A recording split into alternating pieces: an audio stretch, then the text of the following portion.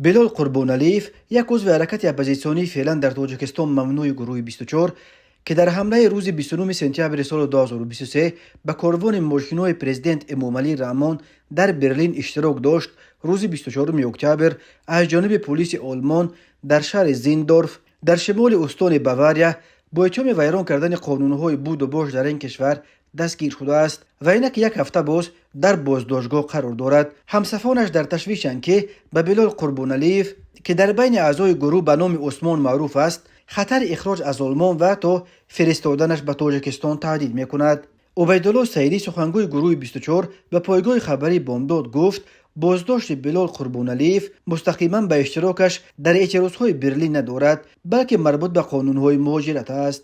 ولی ما نگران هستیم که در صورت به تاجیکستان برگردانیدنش بلال قربانلیف را عذاب و شکنجه و حکم زندان طولانی منتظر است، چون که در اعتراضها به ضد سفر امامعلی رحمان و در عملیات تخم شپک به ماشین او فعالانه اشتراک کرده بود و این کار مقامات تاجیکستان را سخت ناراحت کرده است، گفت عبیدالله سعیدی. سخنگوی گروه 24 افزود که آنها برای حمایت از منفعت‌های قربانلیف ادوکات گرفتند و حالا تلاش دارند تا از اخراج او از آلمان به تاجیکستان پیشگیری کنند. بلال قربانلیف همچنین در کانال دراماتیکی که از جانب گروه 24 در یوتیوب راه اندازی شده است فعالانه اشتراک داشت. در این کانال هنرپیشه‌های هوسکار فیلم‌های کوتاه را درباره چگونه شکنجه کردن و به اعتراف گناه‌های نوکرده وادار کردن بازداشت شدگان در نهادهای حفظ حقوق تاجیکستان را به صحنه می‌گذاشتند. عثمان در این فیلم‌ها اساساً نقش قربانی شکنجه را بازی میکرد. عثمان زمان در روسیه در مهاجرت کاری قرار داشتنش به برنامه‌های گروه 24 پیوست، فعالانه در برنامه و اشتراک و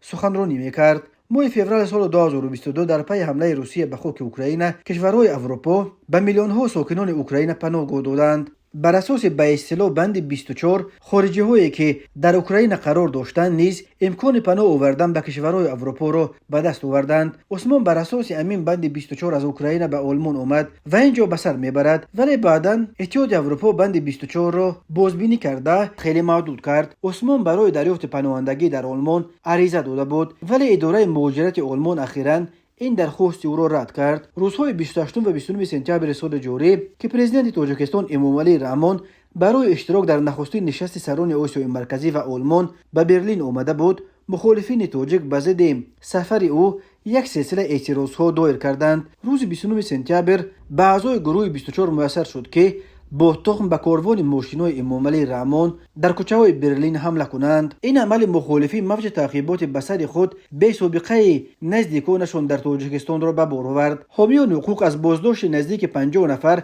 از خویشاوندان اشتراکچیان اعتراضهای برلین خبر دادند.